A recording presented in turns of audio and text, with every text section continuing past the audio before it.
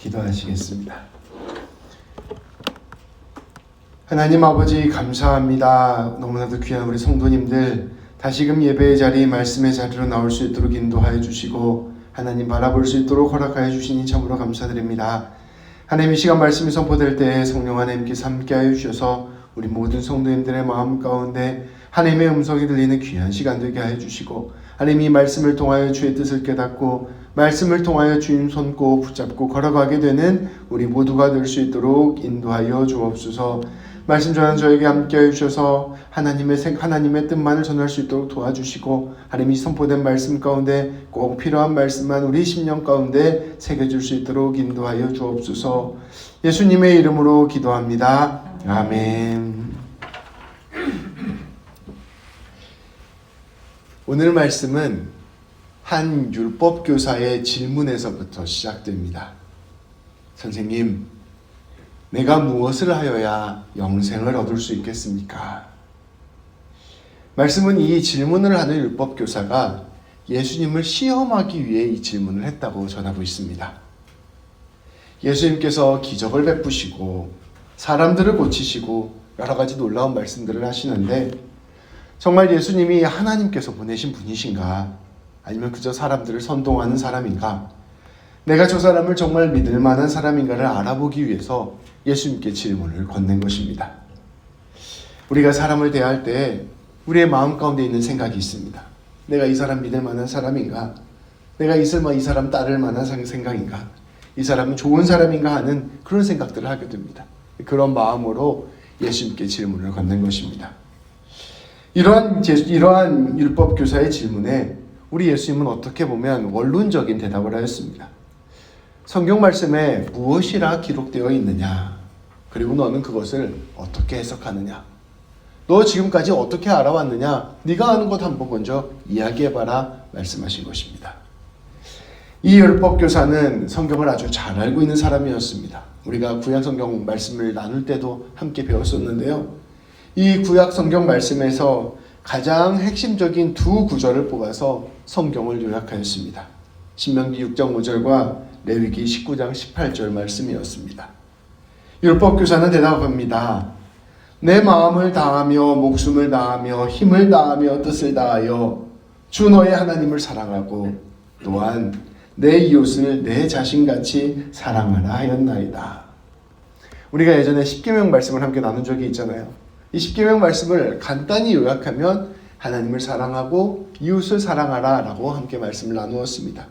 그렇게 이 구약성경 전체를 요약해서 이 자신의 생각을 드러낸 것입니다. 이 율법교사는 성경을 아주 잘 알고 있고 정확하게 알고 있는 사람이었습니다. 예수님께서는 이 율법교사의 해석에 덧붙일 말이 없었습니다. 예수님께서는 대답하십니다. 네 대답이 옳도다. 내 생각도 너와 같다. 그러니 이제 그렇게 살면 된다라고 말씀하십니다. 이렇게 행하라. 그리하면 살리라. 하나님을 사랑하고 이웃을 사랑하는 데에 영생이 있으니 그 말씀 그대로 살아라 말씀하신 것입니다. 이렇게 예수님께서 대답하고 나니 이 율법교사가 이런 생각을 한 것입니다. 아, 이분은 성경을 정확하게 알고 있구나. 내가 이 사람은 믿을 만한 사람이구나. 내가 이 사람의 가르침을 따라도 되겠구나. 이런 생각을 하게 된 거예요. 그래서 예수님과 같은 편이라고 느끼고 이제는 예수님께 조금 더 잘 보이고 싶은 마음이 들었습니다. 그래서 예수님께 물었습니다. 그럼 누가 우리의 이웃이 되겠습니까? 예수님 말씀처럼 제가 이제 하나님 사랑하고 이웃 사랑하고 싶은데 그러면 제가 누구 사랑하면 될까요? 라고 물어본 것입니다. 조금 더 깊게 들어가면 제가 이제 사랑 실천하고 싶은데 어떻게 실천하면 좋겠습니까? 예수님 하나님 사랑하고 이웃 사랑하는 거 어떻게 하는 것입니까? 라고 질문을 던진 것입니다. 그때 우리 예수님께서 진짜 이야기를 시작하십니다. 우리 예수님께서 앞서 율법교사가 말한 하나님 사랑, 이웃 사랑 이것을 어떻게 하면 할 수 있는지를 가르쳐 주신 것입니다. 우리가 이웃을 진정으로 사랑하기 위해서는 사실은 하나님의 사랑으로 시작을 해야 합니다. 또한 하나님을 사랑하는 것 또한 하나님의 사랑을 아는 데서부터 시작됩니다. 하나님의 사랑으로 내 하나님의 사랑을 깊이 경험하고 또 그 하나님의 사랑을 경험함으로 말미암아 자연스럽게 하나님을 사랑하게 되고 이웃을 사랑하게 되는 것이라는 것을 이 사람에게 말씀해 주신 것입니다. 하나님의 사랑을 깊이 경험하고 깨달은 사람만이 이처럼 하나님 사랑, 이웃 사랑을 할 수 있다 말씀하고 있는 것입니다. 구약 성경을 한번 요약해 보아라, 율법을 요약해 보아라 라고 이야기하니까 하나님 사랑을 해야 됩니다, 이웃 사랑해야 됩니다 라고 말씀한 거예요. 근데 여기에 예수님께서 꼭지점 하나를 더 붙여주신 것입니다. 하나님을 사랑하기 위해서는, 이웃 사랑하기 위해서는 네가 먼저 하나님의 사랑을 깨달아야 된다. 하나님이 너를 사랑하시는 것을 네가 깊이 느껴야 된다. 네가 사랑 안에 거해야, 그래야 하나님도 사랑할 수 있고 이웃도 사랑할 수 있다라고 말씀하여 주신 것입니다. 예수님께서는 율법교사가 이제껏 지식으로 이론으로 알고 있었던 그 사랑이 어떻게 구체적으로 우리의 삶에서 이루어질 수 있느냐를 가르쳐 주실 것입니다. 예수님께서는 그것을 가르쳐 주시기 위하여 한 비유를 드렸습니다. 어떤 사람이 예루살렘에서 여리고로 내려가다가 강도를 만났습니다. 이 여리고와 예루살렘은 엄청 가까워요. 그래서 그렇게 한 10km, 15km 정도 되는 거리거든요. 이 가까운 거리를 내려가다가 강도를 만났습니다. 이 강도들이 이 사람의 옷을 벗기고 무자비하게 이 사람을 때렸습니다. 결국 이 사람은 죽을 지경이 되어서 길바닥에 버려졌습니다. 그런데 그때였습니다. 한 제사장이 그 길로 내려가다가 반 시체가 된 이 사람을 발견하였습니다. 그런데 우리가 레위기 말씀에 보면 나오는데요, 이 제사장이 시체를 만지면 부정해진다는 말씀이 있습니다. 그러니까 이 여리고에서 예루살렘으로 올라가는데 이 제사장이 예루살렘에 왜 올라가겠어요? 제사 드리러 올라가잖아요. 근데 내가 시체를 잘못 만지면 내가 부정해져서 제사를 못 드리게 됩니다. 그러니까 예배를 못 드리게 되니 이걸 만질 수가 없는 거죠. 그래서 이 사람을 피해서 도망쳤습니다. 그런데 이번에는 그 옆에서 그 뒤에 뒤따라가던 레위인이 그 사람을 보게 됩니다. 이 레위인 역시 제사를 돕는 사람이었습니다. 이 사람 역시 시체를 만지면 안 됐습니다. 그래서 이 사람이 죽었는지 살았는지 알 방법이 없잖아요. 그러니까 그 사람도 이 사람을 피하여 도망갔습니다. 그런데 이번에는 사마리아 사람이 지나갑니다. 근데 이 사마리아 사람은 이 죽어가는 사람을 보고 불쌍히 여기는 마음이 들었습니다. 그래서 이 사람에게 가까이 가서 이 사람을 위해 당시 치료제로 쓰였던 기름과 포도주를 부어주고 이 사람을 자기 나귀에 태워서 여관으로 데리고 와서 돌보아 주었습니다. 다음날 아침에 여관 주인에게 2데나리온, 오늘날로 따지면 이틀치의 일당을 주면서 이 사람을 돌보아 주라고 부탁하였습니다. 그리고 돈이 더 들면 갚아주겠다고 이야기를 하였습니다. 예수님께서는 이 이야기를 하신 뒤에 율법교사에게 물었습니다. 제사장, 레위인, 그리고 사마리아인 이 세 사람 중에서 누가 진짜 이 강도 만난 사람의 이웃이 되겠느냐? 율법교사는 대답합니다. 자비를 베풀어 준 사람입니다. 예수님께서 말씀하십니다. 당신도 그렇게 가서 하십시오. 오늘 말씀에서 나오는 사마리아 사람은 사실은 고귀한 사랑, 하나님의 사랑을 하는 사람입니다. 하나님을 닮은 사람으로 우리 예수님께서 사마리아 사람을 등장시킨 것입니다. 그래서 우리는 이 사마리아 사람을 통하여 하나님의 사랑을 엿보게 됩니다. 오늘 말씀해 보면 사마리아 사람과 이 강도 만나 죽게 된 사람은 아무런 관계가 없는 사람이었습니다. 굳이 자신의 것을 쓸 이유가 없었던 사람이었습니다. 그런데 이 사마리아 사람이 이처럼 이 사람을 도왔던 데에는 불쌍히 여기는 마음이 있었기 때문입니다. 사람이 사람을 불쌍히 여기는 마음으로 자신의 것을 내어준 것입니다. 여기 이제 다니다 보면 코인 달라고 하는 사람 엄청 많잖아요. 체인지 달라고 하는 사람. 근데 대부분 이제 우리가 그냥 지나가는데, 제가 지난주에 우리 성찬을 준비하기 위해서 그 아침에 예배 오기 전에 월마트에 들렸습니다. 월마트에 들려서 이제 포도 주스를 사갖고 나오는데 그 앞에 딱 그 한 세진자매 정도 또래가 되는 여자분이 이렇게 편말을 들고 있는 거예요. 자기는 새 아이의 엄마인데 지금 돈이 없어서 이렇게 부걸하고 있다. 근데 무슬림이에요. 근데 딱 봐도 그냥 엄마예요. 엄마인데 뭔가 사연이 있겠죠. 그러니까 평소에 저는 그런 거 잘 안 도와주는데 이 마음이 되게 짠하더라고요. 우리 애들 생각하고 우리 친구 엄마들 생각나고 그래서 굳이 들어가서 돈 바닥 빼갖고 그 사람을 줬습니다. 그런 불쌍한 마음이 막 올라온 거예요. 그러니까 그런 마음이 저도 그날 올라왔던 거겠죠. 근데 그런 마음처럼 이 사마리아 사람 마음 안에 불쌍히 여기는 마음이 막 생긴 거예요. 그래서 자기랑 아무런 상관이 없는 사람인데도 불구하고 굳이 그 사람을 데리고 와서 돌봐주고 자기 돈까지 써가면서 이 사람을 챙겨주었던 것입니다. 그런데 예수님께서 말씀해 주시는 것입니다. 이처럼 누군가를 불쌍하게 여기는 마음, 누군가를 긍휼하게 여기는 마음, 나아가 그 연약한 사람의 생명을 소중히 여기는 마음이 바로 하나님의 마음과 닮아있는 마음이다 말씀하신 것입니다. 성경 말씀은 계속해서 우리에게 가르쳐 주십니다.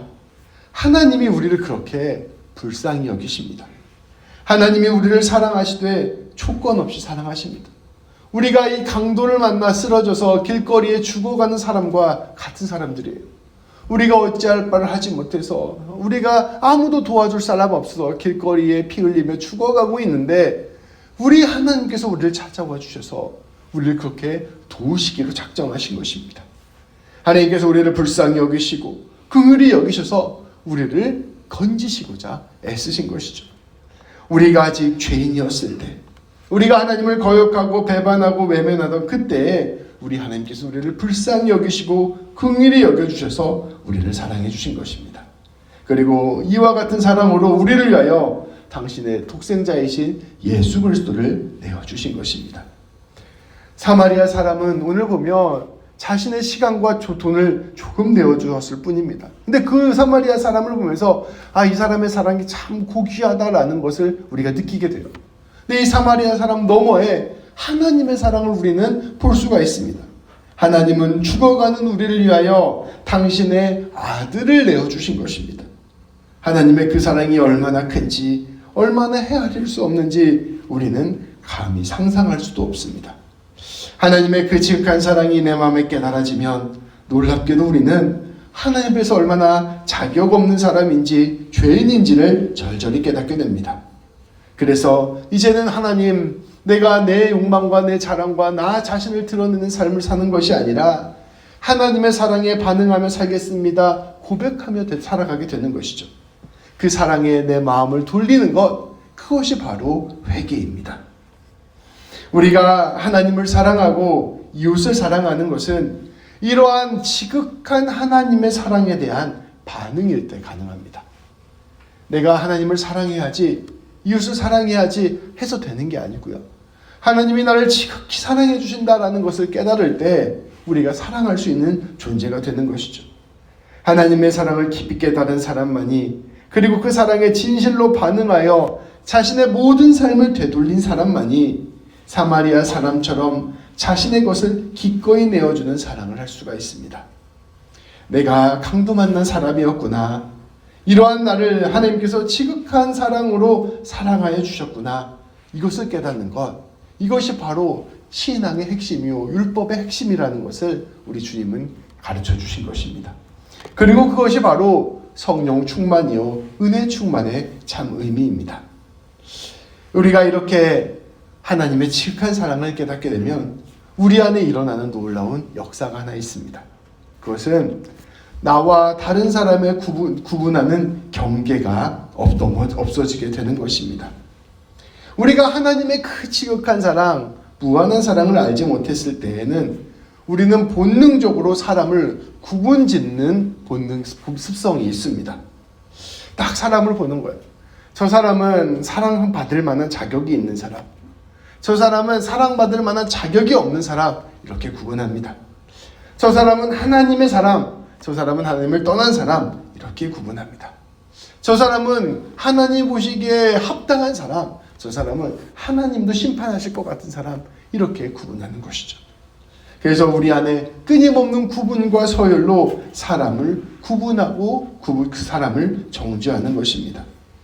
우리가 이렇게 사람을 구분하고 정죄하는 데에는 우리가 첫째로 우리를 지극히 사랑하시는 하나님의 사랑을 깨닫지 못하기 때문이며, 둘째로 그 하나님의 사랑받는 내가 얼마나 하나님 앞에서 자격 없는 사람인가를 깨닫지 못하기 때문이며, 그래서 내 안에 사랑이 일어나지 않기 때문에 내 사랑과 사랑의 한계 가운데서 사랑할 사람들을 골라서 사랑하기 때문입니다.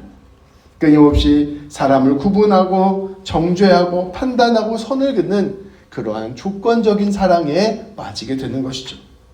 놀랍게도 유대인들은 사마리아인들을 그렇게 대하였습니다. 하나님의 지극한 사랑이 없는 사람은 사랑을 조건적으로 합니다. 그렇게 사람을 대하였고 그렇게 사람을 정죄했던 것이죠. 그런데 하나님의 사랑은 악인과 선인을 구분하지 않습니다. 악한 사람이나 선한 사람이나 모두를 사랑하시는 하나님이세요.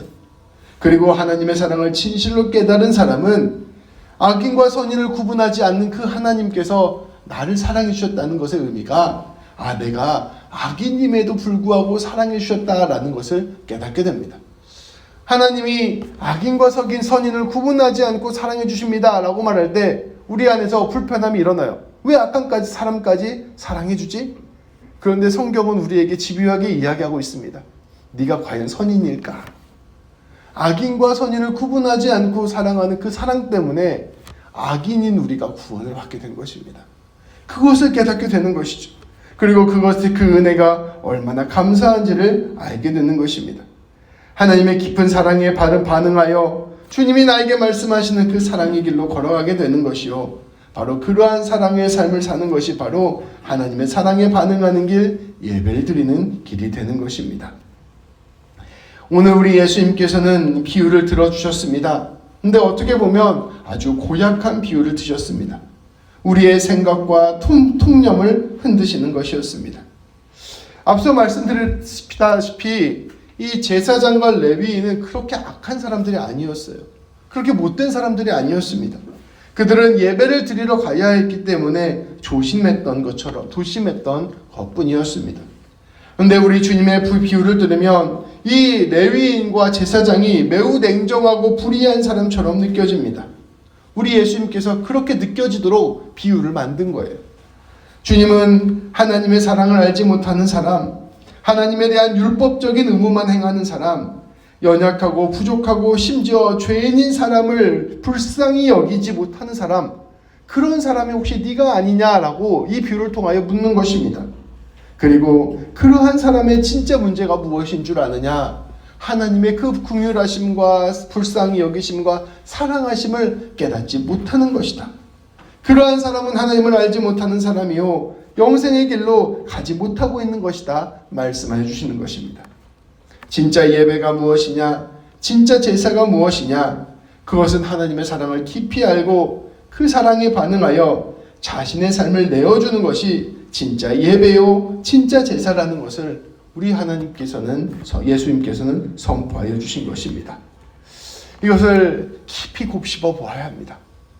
깊이 곱씹어 보아야 돼요. 내가 정말로 나 중심의 사고를 버리고 있는가? 아니면 여전히 나를 기준으로 생각하고 있는가? 그래서 내가 누군가를 구분하고 누군가를 평가하고 채권할 때 나도 모르게 나를 선인에 두고 저 사람을 악인에 두지 않는가? 그래서 내가 나도 모르게 내가 원하는 내 방식대로의 사랑만은 하고 있지 않는가? 나도 예수님께 그럼 내가 누구를 사랑해야 됩니까? 누가 내 이웃입니까? 라고 묻지 않는가? 우리는 곰곰이 생각해 보아야 된다는 것입니다. 그리고 그것을 넘어설 수 있는 유일한 방법은 하나님이 나를 지극히 사랑해 주셨다는 사실을 깨닫는 것뿐입니다. 하나님이 나를 지극히 사랑해 주시며 그 사랑이 넘치면 넘칠수록 내가 사랑받을 수 없는 존재라는 것을 깊이 깨닫게 됩니다. 하나님이 나를 불쌍히 여겨주셨구나. 나를 긍휼히 여겨주셨구나. 하나님이 자격 없는 나를 품어주셨구나라는 것을 깊이 깨닫게 됩니다. 그것만이 우리의 삶을 새롭게 하고 우리의 마음을 새롭게 하며 우리를 겸손하게 하고 우리로 하여금 주님 닮아가는 삶으로 이끌어가게 되는 것입니다. 놀랍게도 우리 예수님께서 그러한 삶을 살아 걸어가셨습니다. 예수님께서는 하나님의 사랑을 온전히 아시는 분이셨습니다. 그리고 그 사랑으로 사랑하시되 끝까지 사랑하시는 길을 걸어가셨습니다. 죽기까지 그 사랑을 드러내셨습니다. 그리하여 부활하시고 영생의 첫 열매가 되셨습니다. 예수님께서는 어떻게 하여야 영생을 얻을 수 있느냐라는 율법 교사의 질문에 사마리아의 비유로 나아가 당신의 삶으로 응답해 주셨습니다. 성도 여러분, 주님의 사랑을 깊이 아는 것이 가장 큰 핵심입니다. 나를 지극히 사랑해 주신다는 것, 당신의 독생자 예수 그리스도를 사랑을 통하여 이 땅 가운데 보내주셨다는 것, 그래서 그 사랑으로 시체와 같은 나를 살리셨다는 것, 그 사랑이 오늘도 나를 붙들고 있다는 것을 아는 것, 그것이 중요합니다. 내가 죽을 수밖에 없는 존재였는데 예수님께서 나를 살리심으로 말미암아 내가 살 수 있게 되었구나. 내 인생이 사랑으로 가득 차구나. 이것을 아는 사람만이 기꺼이 이제 하나님을 사랑하고 이웃을 사랑할 수 있는 것입니다. 그것은 오직 성령 충만으로만 가능한 깨달음이요, 은혜로만 가득한 깨달음입니다. 그저 하나님 나를 사랑하시지 이런 차원에서 끝나는 것이 아니라 우리가 주님을 깊이 만나고 성령님을 깊이 경험하며 은혜를 깊이 경험하면서 내 한평생 주님께서 나에게 하시는 그 깊은 일을 새롭게 해석하면서 경험할 때 우리의 인생이 그러한 사랑 안으로 들어가게 되는 것입니다. 우리가 그러한 사랑으로 나아갈 수 있게 되는 것입니다. 우리는 놀랍게 성령 충만, 은혜 충만, 사랑으로 충만할 때 사마리아와 같은 사람이 될 것이며 예수님과 같은 사랑을 하는 사람이 될 것입니다. 그리고 그러한 사랑의 삶이 바로 진정한 주님께 드려지는 제사요 예배가 될 것입니다.